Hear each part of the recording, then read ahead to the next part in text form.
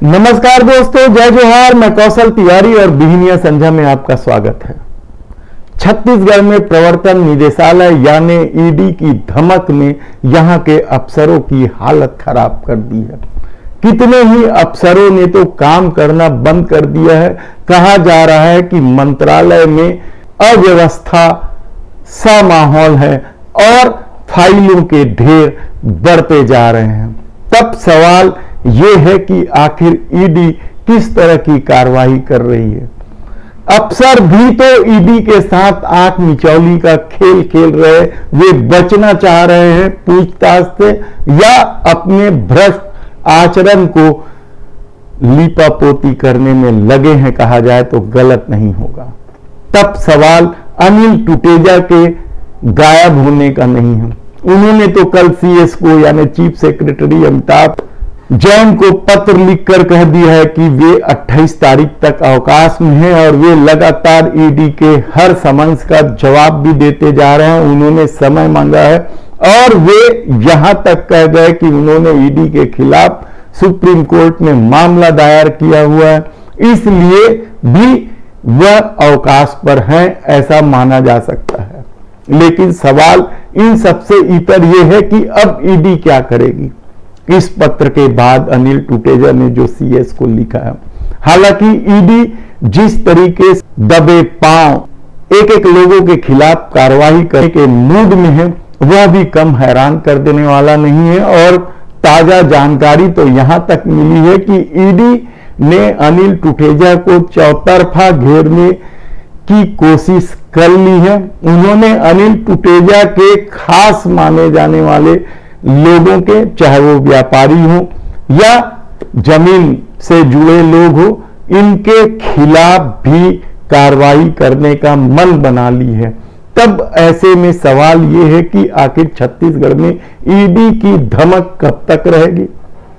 कहा जा रहा है कि कर्नाटक चुनाव के परिणाम आने के बाद यह कार्रवाई में तेजी आएगी। हालांकि अनिल राय और रानू साहू जैसे अफसरों के बारे में कहा जा रहा है कि वे ईडी के गवाह हो सकते हैं। ईडी के गवाह क्या पारुल माथुर, भोजराज पटेल और प्रशांत अग्रवाल जैसे आईपीएस भी होंगे? यह सवाल भी तो उठ रहे हैं।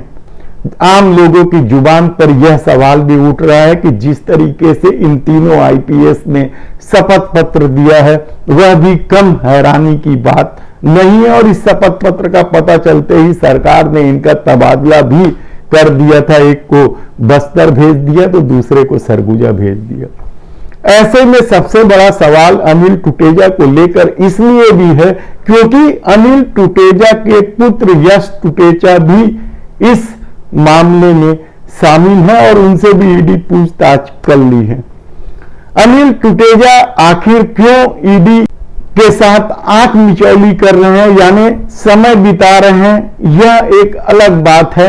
लेकिन सबसे बड़ा सवाल तो अनिल टुटेजा को लेकर इसलिए है कि वे जब रायपुर में डिप्टी कलेक्टर के रूप में पदस्थ थे, तब से ही वे चर्चित रहे हैं। उनके संबंध जिस तरह के लोगों से रहे हैं, वह भी चर्चा का विषय रहा है और जमीन के कारोबारियों के साथ उनकी निकटता को लेकर भी यह शहर सब कुछ जानता है, कहा जाए तो गलत नहीं होगा।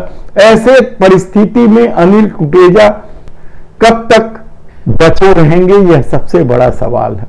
हालांकि वे नान घोटाले के भी आरोपी हैं और कई तरह के मामलों को लेकर अनिल टुटेजा चर्चा में रहे हैं। ऐसे में दूसरे अधिकारी जो इन दिनों चर्चा में है, वो है जनसंपर्क विभाग के प्रमुख दीपांशु काबरा, आईपीएस हैं ये।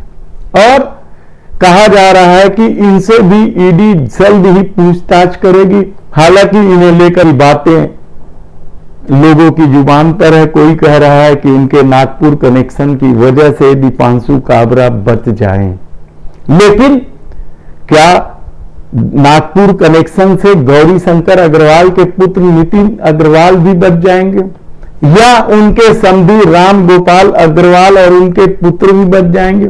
ऐसे कितने ही सवाल ईडी की धीमी कार्रवाई को लेकर उठने लगे हैं और कहा जा रहा है कि कई बड़े अधिकारी जो ईडी की निगाह में आ सकते हैं, क्योंकि अभी मामला कोयला और शराब से जुड़े मामले तक ही ईडी पहुंच पाई है। हालांकि कहा जा रहा है कि डीएम फंड और दूसरे मामले में भी ईडी जांच शुरू कर दी है।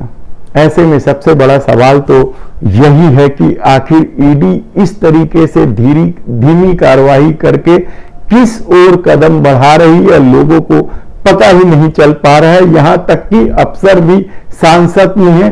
तब सवाल अनिल टुटेजा या दीपांशु काबरा या अब तक जो पूछताछ हुई है उसकी नहीं है, क्योंकि अब तक जितनी भी पूछताछ हुई है उसमें कुछ एक लोगों को शुरुआती तौर पर गिरफ्तार किया गया था। उसके बाद भी ईडी ने कई बार छापेमारी की कार्रवाई की है, लेकिन किसी को भी अभी तक गिरफ्तार नहीं किया है।